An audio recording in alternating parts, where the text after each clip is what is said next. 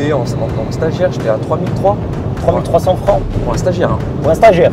Au bout de 3 ans, tu es à 100, 110 000. Quel conseil tu pourrais donner aux gens qui nous regardent? Travailler. La réussite, c'est que du travail.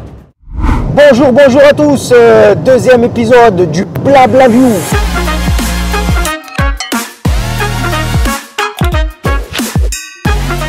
Aujourd'hui, on est avec Adrien, voilà, qui est avec moi pour ce bout de chemin.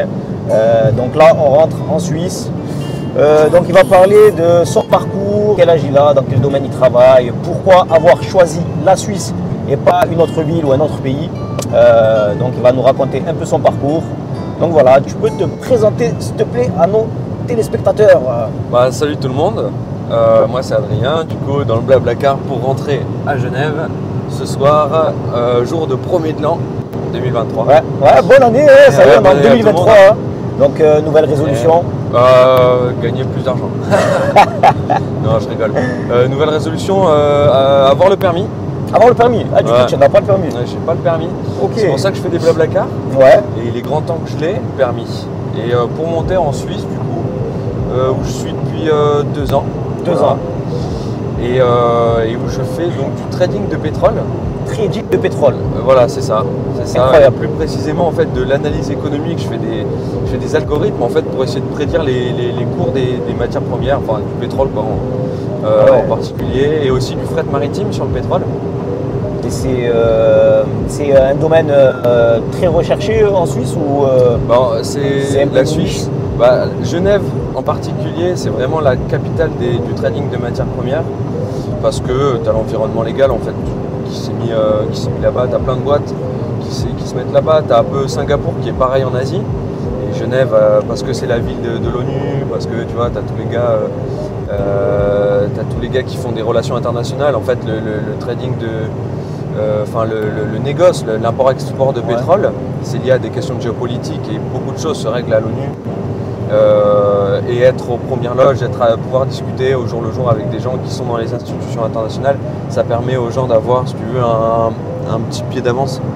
C'est pour ça en fait que tout l'écosystème de trading s'est foutu là-bas.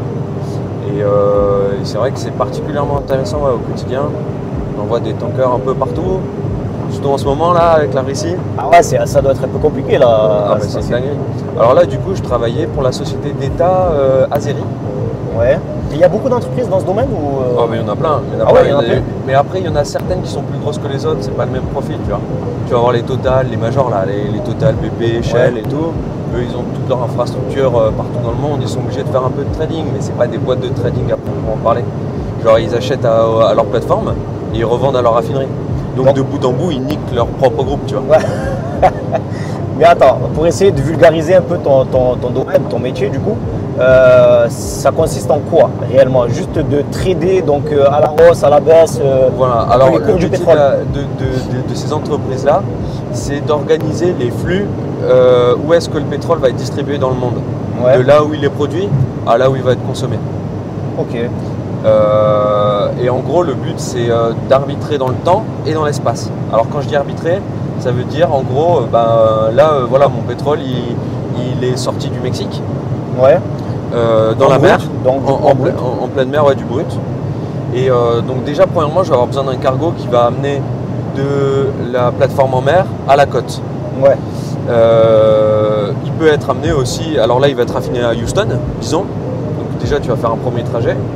Après, soit il est raffiné à Houston, soit tu l'envoies directement à Rotterdam.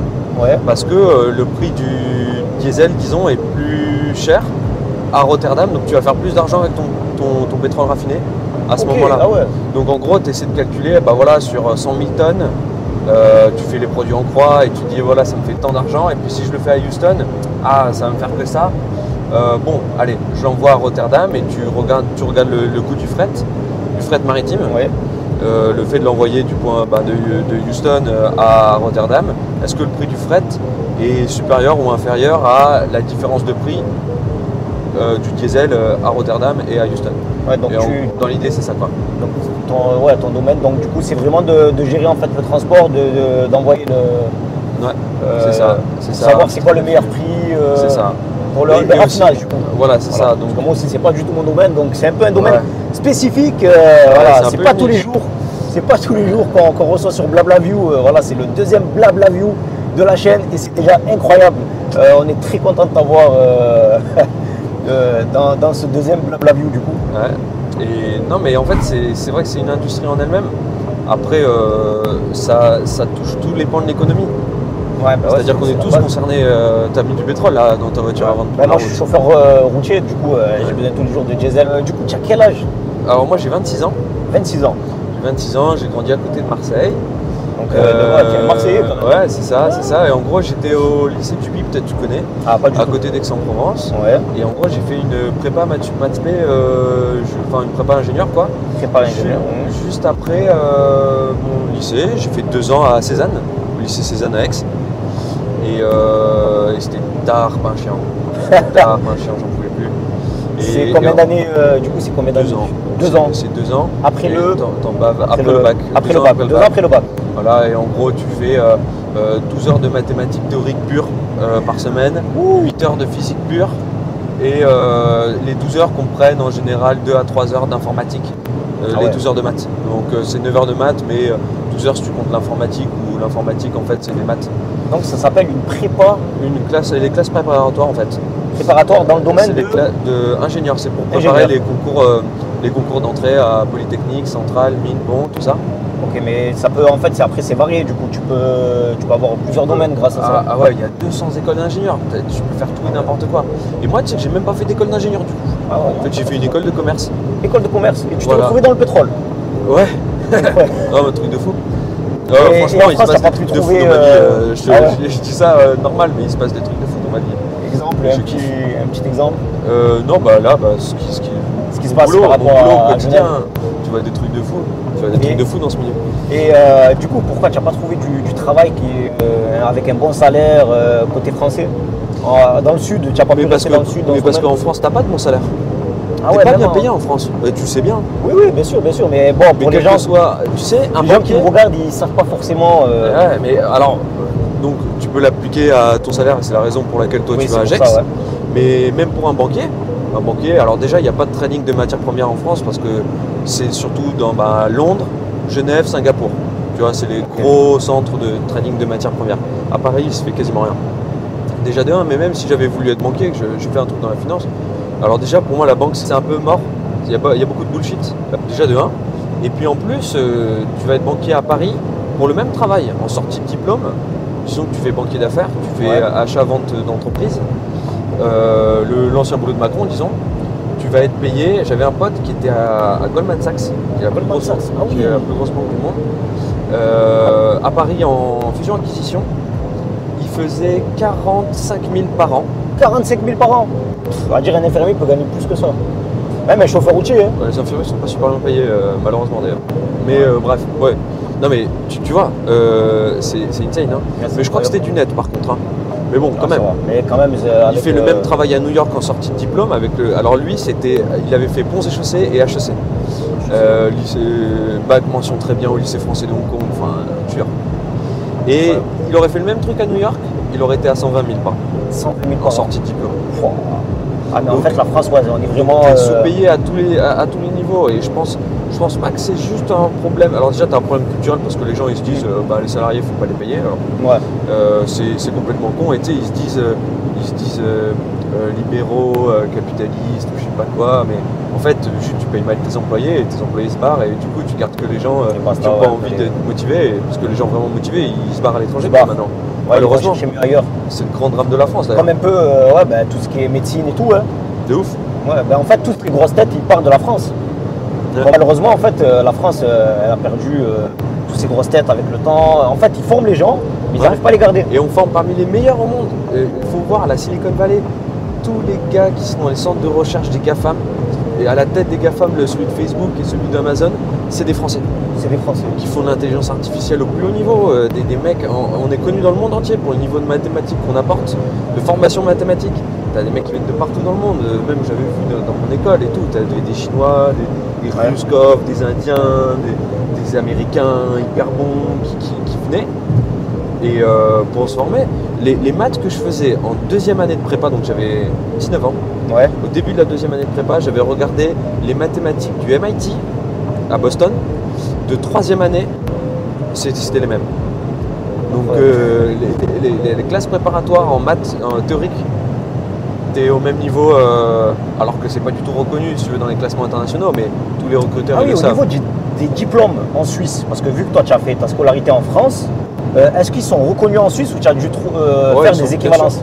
Bien sûr. Je pense qu'en fait, en Suisse, ce qui est difficile, c'est de trouver une boîte. Alors déjà, tu vois, tu as plein de Suisses qui vont essayer de jouer sur le fait que tu es français et parfois français et frontalier pour jouer à la baisse sur les salaires. Parce que justement, les Suisses, dans tous les domaines en plus, en Suisse, dans tous les domaines, ils veulent se faire payer en conséquence parce que le coût de la vie est hyper cher. Et puis parce que, enfin voilà, quoi, ils se font pas victimiser comme les Français se laissent victimiser sur les salaires. Et du coup, les employeurs se servent des Français pour ça. C'est pour ça que les frontaliers, ils sont... En général, tu as une grosse concurrence du coup pour les Français sur certains postes. Et du coup, en fait, ce qui est dur, c'est ton diplôme, il est reconnu, mais il y a de la compète, quoi. Donc il faut apporter une compétence qui est pas, tu vois, qui est pas là. Et en gros, moi, dès le départ, en fait, j'étais en première année de master, je savais pas programmer. J'avais eu des cours d'informatique en prépa, tu vois, mais j'ai fait l'EDEC en école de commerce, une bonne école française, spécialisée en finance. Mais il m'avait pas donné de cours en programmation, tu vois, en Python. Et dès le départ, je suis arrivé, j'étais à Total en fait. J'étais sur le desk de trading de pétrole brut de Total pendant le Covid. Passionnant. Ça, c'était mes 2 premiers stages de 6 mois. C'est quoi le desk pour les gens qui ne connaissent pas? Le desk, c'est l'endroit, enfin c'est le bureau en fait. C'est vraiment l'endroit où tu as 12 traders de pétrole brut. Et c'est eux qui font toute la logistique maritime du pétrole de Total dans le monde. C'est-à-dire, à 12, ils font presque 7 millions de barils par jour traînés. 7 millions. Donc c'est 7% du pétrole mondial. 7%. Ils sont 12 les mecs. 12 à gérer 7% du pétrole mondial. C'est un délire. Mais du coup là, comment tu as pu te battre pour faire ta place du coup en Suisse? Est-ce que déjà, vu que tu viens de Marseille, tu es parti en Suisse, donc quel choix as-tu pris? Est-ce que tu es resté frontalier ou tu es parti vivre en Suisse? Alors moi je vis en Suisse depuis le départ en fait, même à ce stage-là en fait c'était Total qui m'a proposé de me louer une cage à lapin, tu sais, c'est vraiment ce truc, une petite chambrette. Au début je pensais que c'était qu'un stage de 6 mois, je me suis dit ça va le faire. Il me propose un salaire, j'étais en stagiaire, j'étais à 3300 francs. Pour un stagiaire. Pour un stagiaire. Ouais. Bon, là-bas, c'est vraiment un salaire de stagiaire. C'est on va dire le SMIC, quoi. Mais il me proposait 800 balles pour la louer, cette chambre. Ah, ok, ouais. Donc si tu veux, je rentrais dans mes coûts. Je rentrais dans mes coûts avec ça, c'était possible de le faire. Il se trouve qu'en fait, ils ont voulu me reprolonger parce que ça se passait bien. Ah, super. Que ce que j'avais développé marchait plutôt pas mal. Et du coup, j'ai refait un stage de 6 mois derrière. Du coup, j'ai fait 1 an et c'était vraiment trop chiant d'être 1 an dans cette cage à lapin, surtout après le confinement. Je suis rentré en fait à Marseille et c'est vrai que faut pas aller en Suisse pour avoir un petit appart comme ça. Faut vraiment pas le faire parce que en fait tu gâches ton expérience. Tu te dis vraiment au bout d'un moment Genève c'est de la merde, j'ai envie de partir. Et tu auras raison parce que vivre dans un truc c'est comme si t'étais un tolard quoi. Genre c'est pas cool. Non, c'est une prison assez ouverte. Hein. Voilà, c'est ça. T'as aucun espace, même pas de balcon. J'avais le lit et puis c'était tout. T'avais une petite table pliable. C'est pas une vie. Voilà, non, en plus. C'est pas une vie. Mais après, voilà, j'étais stagiaire, j'étais en train de me construire, tu vois, un truc qui allait. À quel âge du coup? Donc t'as 24 ans. Là, j'avais 23-24 ans. Donc en fait, c'était vraiment. La Suisse, c'était ta première proposition en sortie d'école. C'est ça. Mais en fait, le truc, c'est que j'ai grandi à Marseille. Je suis supporter de l'OM. Et si tu veux, pour moi, la perspective de vivre à Paris était complètement impossible. Et quand tu sors d'un master en finance, t'as pas énormément de villes qui se proposent à toi. Tu as Paris, Londres, Singapour, Genève, c'est le meilleur compromis au niveau terrestre. J'ai grandi à la campagne, mais mes parents ils sont moitié auvergnat, moitié berrichon. Vraiment une famille de campagnards. Et si tu veux, la perspective de vivre dans une grande ville comme ça, c'était pas possible pour moi. Et être à Paris aussi, c'était pas possible. Et en fait, j'ai trouvé Genève, qui était la capitale de l'industrie qui m'intéressait, déjà de 1. En plus, ça payait pas bien. Est-ce qu'il y a une pénurie dans le domaine de l'industrie? Une pénurie de recrutement. De recrutement, oui. Ouais, mais ça dépend. Alors, ça dépend de quoi? Ça dépend. Tu vois, des traders, il y en a plein, des commerciaux, il y en a plein. Ils sont bons, ils sont rémunérés en fonction de l'argent qu'ils ramènent. Tu vois, il y en a plein, ils vont te dire ces salaires-là, ils ne sont pas justifiés, mais moi je pense qu'ils le sont.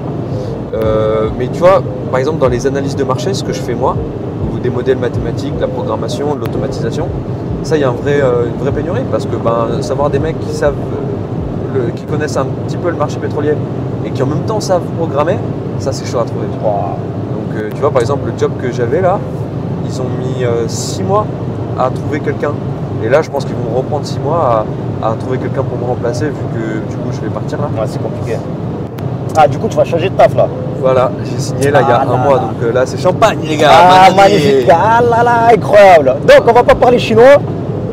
Combien on peut viser en termes, donc du coup, en salaire? Voilà, dans ton domaine, c'est alors, une moyenne. Je vais pas parler de mon salaire, mais une moyenne.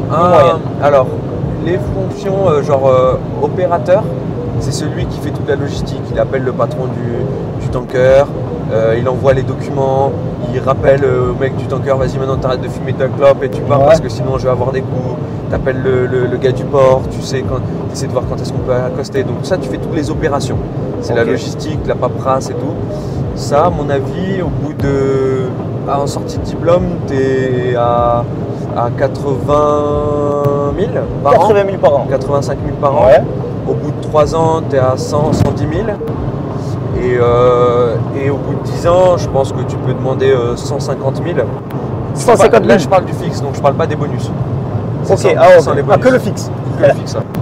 Donc là, mais ça, c'est pas ton domaine, c'est un truc c'est pas mon domaine. Et okay. C'est à peu près la même chose pour mon domaine à moi aussi, les analyses de marché. Ok, c'est à peu près l'analyse économique et les algorithmes et tout ça. Donc c'est à peu près les mêmes ordres de grandeur. Ok, donc par mois, on peut sortir aux alentours des 8 000, 9 000. Là, 10. Même 10 000 par mois, ouais. Ouais, c'est ça. C'est magnifique. Ouais, et en net, tu vois, là, j'ai 7 000. Donc les gars, faut étudier. C'est important. Et même au-delà, même si vous n'avez pas eu le temps de faire les études, surtout travailler. Le travail, ça paye toujours. Ah ouais, même sans le diplôme, tant que tu travailles, ça payera toujours. Quel conseil tu pourrais donner aux gens qui nous regardent? Travailler. La réussite, c'est que du travail. Franchement. Donc tout passe par le travail. Tu as de la chance, mais la chance, ça se provoque. Donc travaille. Si tu travailles, tu provoqueras ta chance. Et travailler. Se bouger le cul. Magnifique. Et quels sont les 3 points positifs que tu peux retenir de la Suisse? C'est une vraie démocratie, de 1. Ouais. C'est beau, j'aime bien, il y a la mer, on se croirait à Marseille, putain. Tu peux aller skier, donc ça c'est cool, vous pouvez aller skier facilement. Et ils sont pas guerriers, ils sont neutres. Mais ça je le lis au premier point, c'est une vraie démocratie. Et puis sur le 3e point, non, on est bien payé. Mais ça aussi tu peux le relier au fait que c'est une vraie démocratie. Donc je sais pas. Il y a de ça, ouais. Ok. Et les points négatifs? Les points négatifs, il y a une culture de la délation, c'est relou. Ah ouais, ça c'est. Il y a une culture de la délation, je sais pas d'où ils sortent ça. Donc, en fait, les gens, le peuple suisse dénonce à la police dès qu'il y a un problème, s'il y a un manque de civisme ou quoi que ce soit, ils vont direct. Et alors même, tu connais cette anecdote, il y a dans le système légal de la République du canton de Genève, un truc qui s'appelle l'autodélation. L'autodélation à lui-même. C'est-à-dire que quand tu n'as pas respecté la loi, mais que tu ne savais pas que c'était la loi, a posteriori, tu peux te dénoncer. Tu t'autodélates. C'est incroyable. Et ça s'appelle comme ça dans la loi, une autodélation. Et comme ça, tu n'auras pas à subir les conséquences de la loi. Tu te dis juste que tu n'étais pas au courant de la loi. Donc ça fait du sens, c'est cool, mais qu'ils aient appelé ça l'autodélation, que ça fasse partie. Alors que nous, dans notre tête, genre la délation, c'est mal, tu vois. Ah, c'est incroyable. Mais pour eux, c'est juste légal. Il y a ça. L'autre problème, c'est le coût de la vie, mais en fait, c'est pas un problème parce que ça va mettre en rapport avec les salaires. En fait, c'est normal. Tu as des salaires plus hauts et un coût de la vie plus haut. Mais bon, du coup, pour les gens qui viennent, tu fais venir des potes un week-end et tout. À partir de combien, toi? Donc, vu que tu vis en Suisse, à partir de combien tu conseillerais aux gens de vivre en Suisse et pas de rester frontalier? À partir de combien par mois tu penses que c'est plus avantageux de vivre en Suisse? Alors, au niveau de la sécurité, au niveau Pour moi, c'est pas le bon angle. C'est pas de cette façon. Oui, il y a de la sécurité, ça c'est cool. Mais bon, après, je pense pas que ce soit le problème principal en France non plus. Mais c'est vrai que c'est mieux en Suisse qu'en France. Non, pour moi, il n'y a pas de niveau à partir duquel c'est intéressant en fait. Pour moi, c'est de toute façon intéressant parce que, comme je te l'ai dit, les recruteurs, ils savent que tu es frontalier. Tu donnes ton adresse sur ton CV. Ils savent que tu es frontalier, donc déjà, ils seront prêts à te payer moins. Ouais, direct. Moi, je mets mon adresse en Suisse, j'envoie les trucs depuis mon adresse en Suisse, on me propose tout de suite plus. Incroyable. Ça change en pourcentage, quoi, 10, 15%. Ah, mais regarde les statistiques des salaires des frontaliers à Genève et des Genevois à Genève. Tu as une différence de 10 à 15% et c'est la différence des loyers, en gros. Incroyable, ouais. C'est incroyable. Et, en fait, et au niveau des loyers, oui, ça c'est un sujet très important. Sur Genève, voilà, si tu as eu une chambre, aux alentours de combien tu peux louer un appartement? Bah là, j'habite à 50 mètres au-dessus de la gare Cornavin. Ouais. J'ai 40 mètres carrés avec un petit cellier en bas, tout bien équipé. Il y a un parking dans le sous-sol. J'ai pas le permis, ça me sert à rien, mais un jour peut-être. Ça va après, au niveau des transports, ça va, tu es bien. Voilà, je suis à côté de la gare, trop bien. Ouais, donc ça va. J'ai une chambre, une baignoire, tu vois. Il est super mignon, aucun bruit. Et je paye 1300 par mois, 1330. Ok, magnifique. Magnifique. Voilà. Ah bah je suis à 7000 net. 1300 sur 7000 net. Ça va. Par rapport à tous les salaires français. Et au niveau des impôts et tout, c'est déjà. C'est à la source. C'est à la source. Donc là, je te donne le net. La sécurité sociale et tout, ça va. Et je suis avec ça aussi, je suis à 330. Magnifique. Donc ouais, aucun regret d'avoir déménagé. Et puis surtout une chose. Alors après, c'est sûr que du coup, comme je suis un peu dans le milieu financier, j'ai plus la propension à aller, tu vois, sur la bourse. Mais du coup, mon argent, si je suis résident en Suisse, tu ne payes pas de taxes sur tes gains mobiliers. C'est-à-dire que j'achète une action à 100, je la revends 110. J'ai fait 10 de gains. En France, tu vas garder que 7. Tous les ans, tu dois payer 30% de taxes. C'est la taxe sur les gains, sur les plus-values mobilières, qu'ils appellent. Immobilier, c'est des appartes, et mobilier, c'est des actions, c'est des machins. Mais ça, je pense qu'on en parlera. C'est très intéressant, parce que moi, ça m'intéresse beaucoup. Bon, après, je connais pas le monde de la bourse et tout, mais je me suis intéressé aux cryptos, un peu comme tout le monde. Hein. Voilà, on s'est fait un peu tout savoir par les cryptos. Ah, les cryptos, ça va nous enrichir et tout. Oui, si tu connais le domaine. Ouais. Mais bon, moi, je suis un peu le mec lambda. Mais c'est sûr que si tu écoutes tous les gars mais juste pour finir avec ça, du coup, tu payes pas de taxes. On va faire le petit mot de la fin. Voilà. Allez, fais-nous le petit mot de la fin, Adrien. Ah, le petit mot de la fin, c'est si vous voulez vous installer à Genève, il y a plein de jobs passionnants, géopolitiques, hyper prenants, où on apprend tous les jours et on gagne plein d'argent. Et on se fait plus respecter. En tant que salarié, en tant que salarié, en tant que citoyen en France. Magnifique. Ouais. Et tout au référendum. Voilà, c'est la majorité qui l'emporte, c'est la vraie démocratie. Surtout en toute matière, à l'échelle locale du canton. Et ouais, ça fait du sens. Ça fait plus de sens que lire un mec tous les 5 ans et puis le mec qui change d'avis. Eh ben, merci beaucoup, Adrien, pour cette interview de folie. C'était Sofiane R, votre ami frontalier, pour vous régaler. Et pour le jeu concours, c'est la lettre B. Retenez bien la lettre B. Merci à vous et à la prochaine. Ciao, ciao. Ciao.